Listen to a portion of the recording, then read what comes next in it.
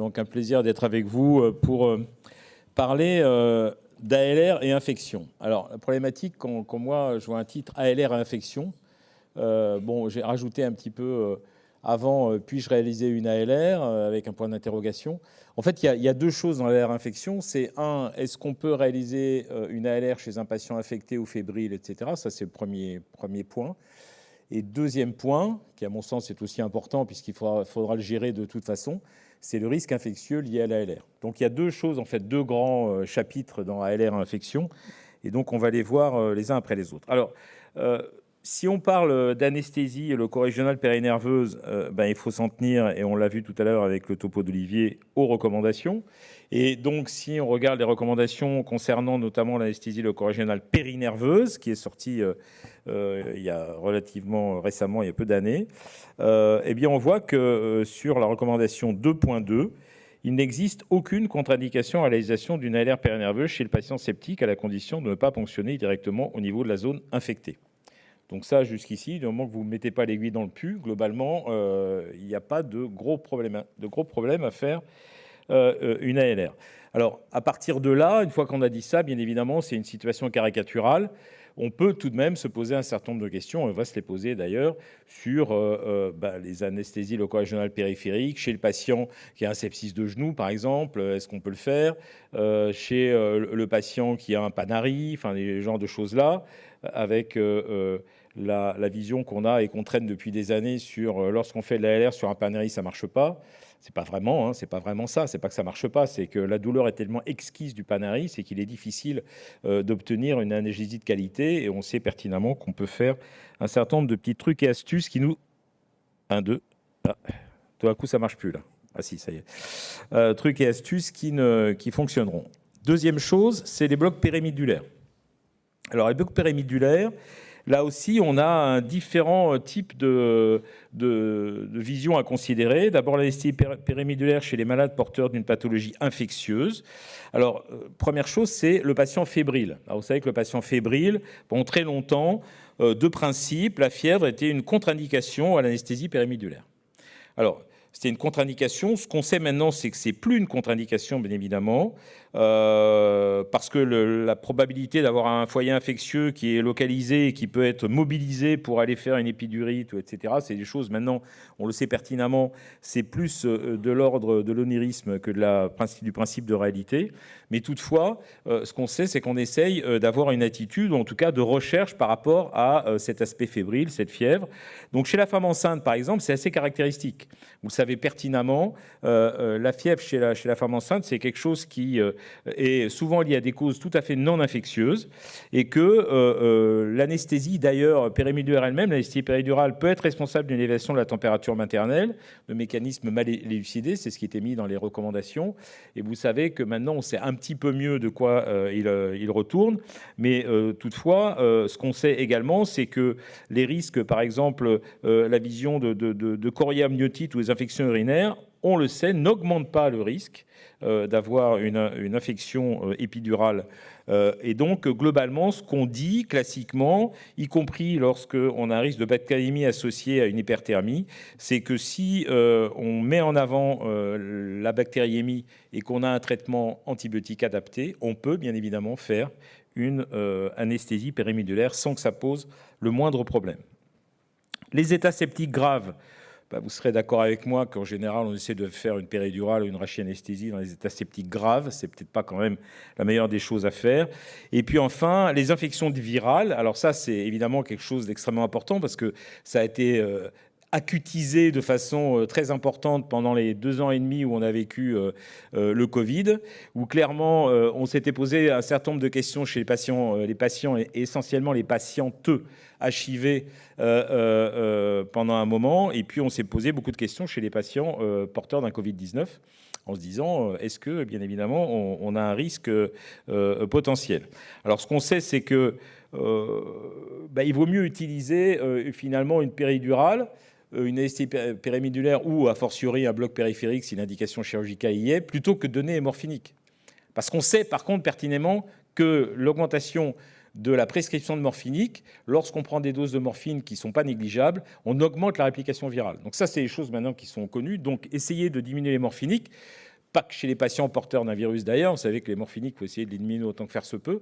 Donc c'est encore plus vrai chez les patients porteurs d'une infection virale. Alors, si on en prend les recommandations d'un non moins célèbre ami, Paul Zetlaoui, qui nous avait dit à un moment donné, dans le praticien en anesthésie-réanimation, qu'est-ce qu'il faut faire chez un patient fébrile? Est-ce qu'on peut faire une anesthésie loco-régionale? Alors, il a dit exactement ce que je viens de vous dire. Je vais juste insister sur deux petits points. D'abord, justement, il a parlé de l'anesthésie locale dans les panaries et choses comme ça, où il a montré que globalement, lorsqu'on mettait des alpha-2 agonistes, on améliorait la réussite de l'anesthésie locale, donc enfin l'anesthésie régionale. Donc ça, c'est plutôt intéressant. Et il avait expliqué un certain nombre d'effets, donc justement, des adjuvants alpha-2 agonistes dans le cadre de ce succès par rapport aux anesthésies locaux seules.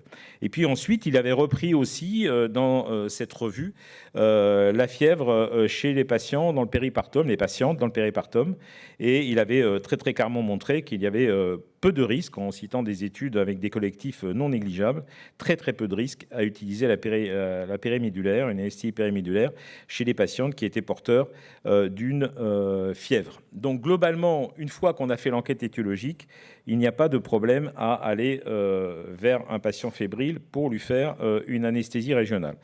Je reprends simplement ici la review qui avait été faite pour l'American Society of Regional Anesthesia il y a presque 20 ans maintenant par le couple que faisaient Denise Wedel et Thérèse Horlecker. À l'époque, on n'écoutait qu'elle, hein, c'était vraiment deux papesses de l'anesthésie régionale et elle connaissait parfaitement la question. Et elle disait clairement que aucun problème, l'évidence c'était qu'une affection systémique, si elle était bien prise en charge, ne contre-indiquait absolument pas soit une anesthésie spinale, soit une anesthésie périmidulaire, péridurale en l'occurrence, pour peu que, bien évidemment, s'il y avait une bactériémie qui avait été avérée, le traitement antibiotique était bien mené. Donc, on peut dire que globalement, on a quand même quelque chose de relativement serein dans cette prise en charge-là. Alors juste, j'insiste maintenant, parce que ça, c'est quelque chose qu'on a quand même à gérer dans nos blocs, que ce soit des blocs généraux ou des blocs obstétricaux, relativement fréquemment. Ce sont les patients porteurs donc d'une pathologie virale. Donc ça, c'est une des études, il y en a eu 5 ou 6 bien faites, mais c'est une des études bien menées, publiées dans Anesthesiology, sur le risque lié aux parturientes qui étaient infectées par le HIV, et qui montre que lorsque ces patientes recevaient une péridurale, obstétricale, bien évidemment, pour le travail. Eh bien, si on le comparait chez des patientes qui n'avaient pas reçu cette péridurale, il n'y avait aucune réactivation négative du virus et aucune modification du rapport CD4 sur CD8. Et donc, globalement, la périmidulaire ne changeait absolument rien à cette charge virale. Donc certes, la périmidulaire ne les a pas guéris, mais ça on le saurait depuis, hein, si la péridurale guérissait le HIV. Mais en tout cas, ça n'a pas altéré les problématiques immunologiques. Chez les patients lors du Covid, eh bien, il était tout simplement recommandé. Non seulement c'était pas on devait avoir peur ou pas de faire de la péridurale ou de faire des blocs nerveux périphériques, il était recommandé de faire de l'anesthésie régionale. Et recommandé par toutes les sociétés savantes, qu'elles soient françaises, ça c'est UK, c'est anglais, mais également les nord-américaines. Toutes les sociétés recommandaient de faire de l'anesthésie régionale autant que faire se peut dans chez les patients qui étaient opérés alors qu'ils étaient infectés par le Covid-19, que les choses soient claires. Hein. S'ils n'étaient pas infectés, bien évidemment, ce n'est pas parce qu'on était au milieu du Covid qu'il fallait s'empêcher de faire une ALR.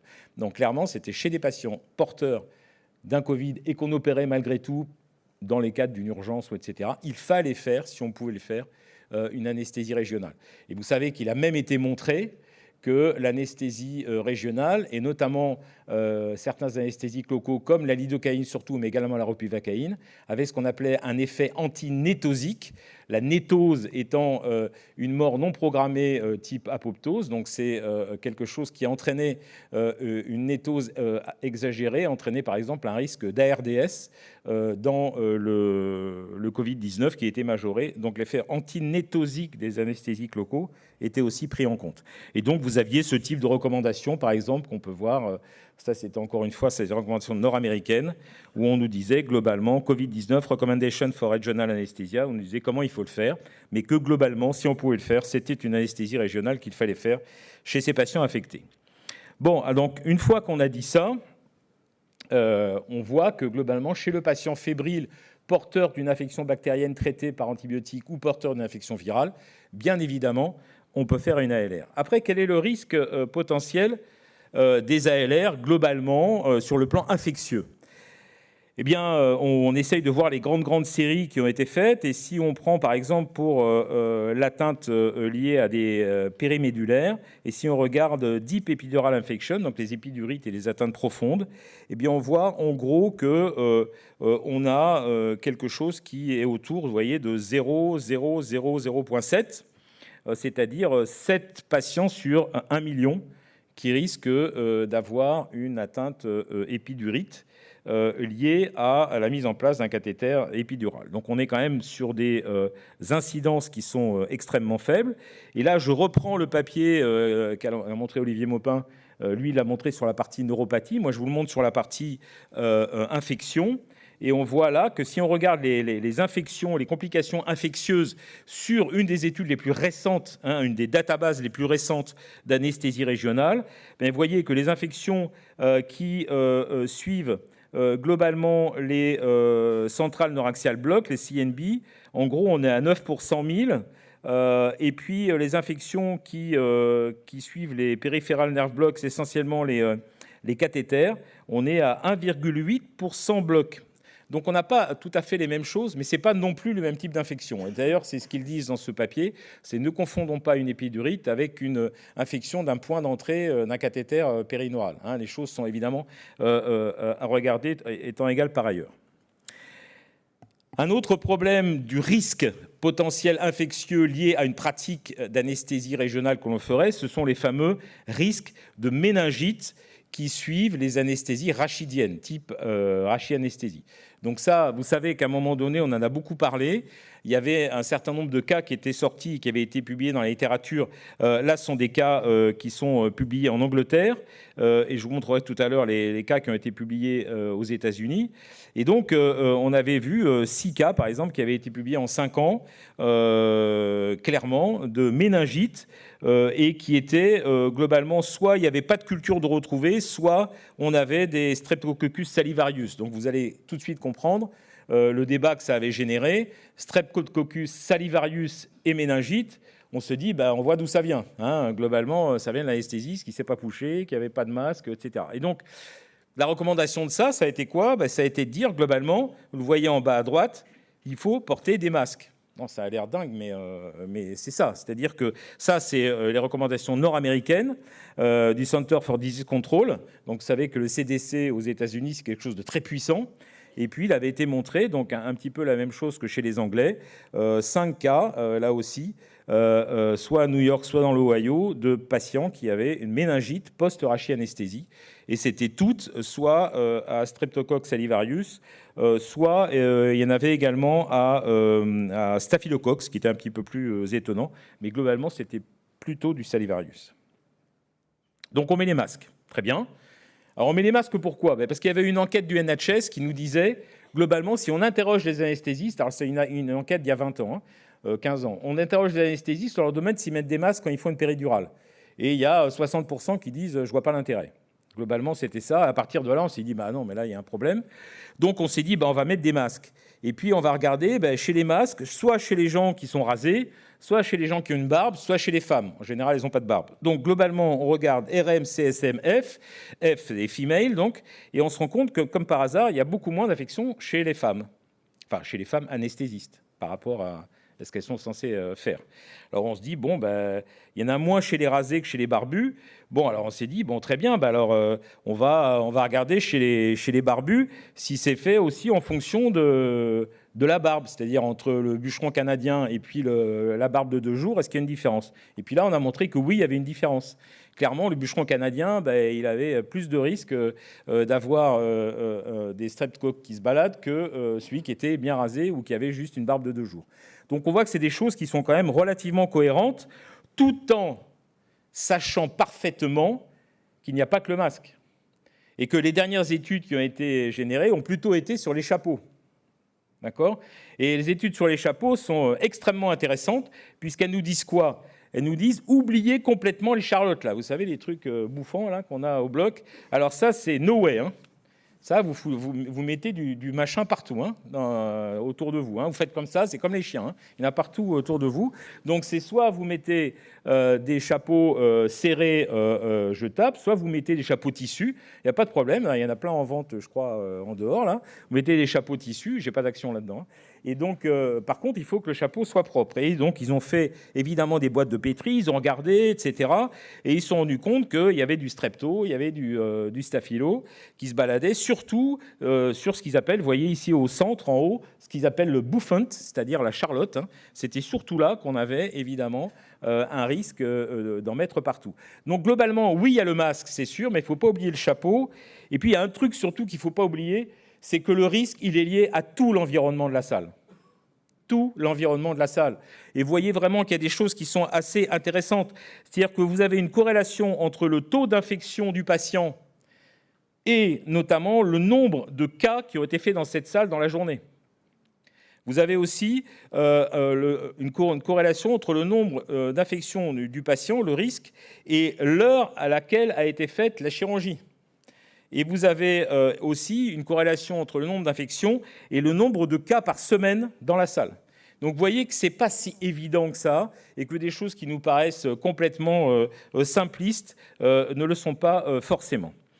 Donc, autre chose qu'il fallait regarder, c'est est-ce qu'on a un risque de méningite chez des patients qu'on opère et qui sont infectés, eux, qui ont une vraie infection, par exemple, infection de prothèse, etc. Et donc, est-ce qu'on peut faire soit des épidurales, soit des rachianesthésies chez des patients, par exemple ici, qui sont porteurs de prothèses infectées du genou ou de la hanche ? Eh bien oui, assurément, il n'y a aucune différence entre anesthésie noraxiale et anesthésie générale. Et j'irai même plus loin sur cette étude, c'est que si on regarde véritablement de façon extrêmement précise ici les études qui sont... les patients qui sont opérés avec une anesthésie noraxiale type rachianesthésie versus générale, eh bien, il semblerait que la rachianesthésie protège contre un risque d'infection potentielle chez le patient. Donc ça, c'est des choses qui sont quand même assez intéressantes à mettre en place. Ensuite, un autre intérêt, c'est que vous n'avez pas d'infection, les patients n'en ont pas. Et est-ce que, en fonction du type d'anesthésie, on peut avoir une protection contre l'infection ? Eh bien, qu'est-ce qu'on voit là ? On compare général anesthésia et spinal, c'est-à-dire rachi globalement et anesthésie générale. Eh bien, la rachianesthésie a un effet protecteur face aux infections de prothèses de hanche ou de genou dans les suites de la chirurgie chez ces patients, papier d'anesthésio, qui a été repris ici pour la chirurgie du genou dans un papier d'anesthésia analgésia. Alors maintenant, on change un petit peu d'optique et on va vers l'anesthésie régionale et notamment le cathéter. Alors les cathéters, on a beaucoup parlé de spinal pour l'instant et d'épidural. Est-ce que le cathéter pose un problème ? Ben non, a priori, le cathéter ne pose pas de problème parce que bien sûr qu'il va y avoir un nombre croissant d'infections du point d'insertion du cathéter ou de colonisation du cathéter en fonction du nombre de jours. Vous voyez ici que globalement, on a effectivement, plus vous avez, vous passez les jours, mais ça va jusqu'à 15 jours, hein, plus le risque évidemment d'avoir une infection au niveau du point de ponction, c'est-à-dire un peu de pus qui coule, etc., est élevé. Mais si vous regardez la réalité, c'est que 99% des cathéters périphériques et 99% des cathéters épiduraux sont infection-free, c'est-à-dire absolument rien, après 4 jours. Et c'est rarement qu'on laisse quand même des cathéters plus de 4 jours chez nos patients. Donc globalement, de ce côté-là, on est plutôt tranquille, avec un certain nombre que vous connaissez bien maintenant de facteurs de risque, notamment les patients réels, la durée du cathéter ou certaines localisations comme les cathéters axillaires ou les cathéters fémoraux qui sont un petit peu plus risqués que les autres, clairement. Alors après, par contre, il y a 2 catégories de patients sur lesquels, pour les cathéters, il va falloir se méfier. Un, c'est les diabétiques, clairement. Alors les diabétiques, ça a été reporté dans beaucoup de séries, notamment des séries relativement récentes, qui montrent que très clairement, par exemple ici, les patients diabétiques vont faire plus d'infections sur tous les sites et essentiellement plus d'infections sur les cathéters qu'on laisse en place au niveau du membre inférieur ou sur les péridurales. Donc le patient diabétique est un patient qui potentiellement va générer plus de complications. Deuxième type de patients, ce sont les obèses. avec les cathéters infectés. Et là, ce qui est très intéressant, c'est que les obèses, vous voyez, plus le poids, le body mass index est élevé, plus le risque d'infection sur le dessin est important pour le plan des cathéters. Encore une fois, ce sont des infections locales, que les choses soient claires. On ne parle pas de bactériémie ou de septicémie. Et donc, dans ces cadres-là, c'est essentiellement les blocs nerveux périphériques, les cathéters périphériques qui sont altérés. Vous voyez, que ce soit le membre supérieur, upper limb, ou inférieur, lower limb, alors que la péridurale thoracique ou lombaire ne semble pas avoir les mêmes risques chez ces patients obèses. Donc, qu'est-ce qu'on va faire? Pour terminer, il va falloir évidemment respecter un certain nombre de précautions qui paraissent évidentes, en tout cas pour nous, sur le plan de la mise en place des cathéters, qu'ils soient périphériques ou périduraux. Eh bien, il faut faire les choses dans un environnement qui est appelé stérile, tout simplement, enfin le plus stérile possible. En tout cas, essayer de limiter évidemment le risque septique. C'est ce qui avait été recommandé sur les recommandations nord-américaines publiées à 5 ans maintenant dans Anesthesiology sur les préventions, diagnostics et management des complications infectieuses associées aux techniques neuraxiales. Clairement, les choses étaient reprises comme nous l'avons repris la plupart du temps dans nos recommandations. Si on fait ça, globalement, une étude, une seule, a été publiée sur... Nous, on fait ça, on respecte un certain nombre de choses au Toronto Western Hospital. On fait attention à ce qu'on fait. On a un masque, un chapeau, on a des gants. On met, vous voyez, un transparent dressing collant sur la sonde d'écho.